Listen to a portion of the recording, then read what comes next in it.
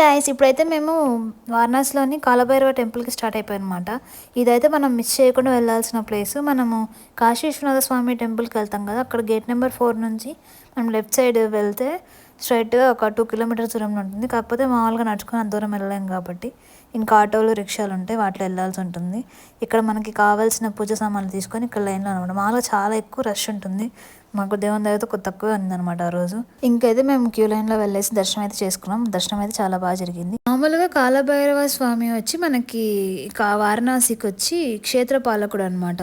ఆయన అనుమతి లేకుండా మనం కాశీలో అడుగు పెట్టలేము అని చెప్పి అంటుంటారు అందరూ. సో మనము కాశీకి వెళ్ళినప్పుడు ఖచ్చితంగా ఫస్ట్ మనం కాలభైరవ స్వామిని దర్శించుకున్న తర్వాత కాశీ విశ్వేశ్వరనాథ స్వామిని దర్శించుకోవాలి.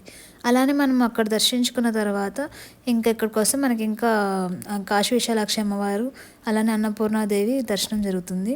ఈ సందులన్నీ చూస్తుంటే ప్యూర్ వారణాసి ఓల్డెస్ట్ సిటీ కదా, ఆ ఫీల్ వస్తుంది అన్నమాట. చాలా బాగా అనిపిస్తుంది. అలానే వారాహి అమ్మవారు కూడా దర్శనం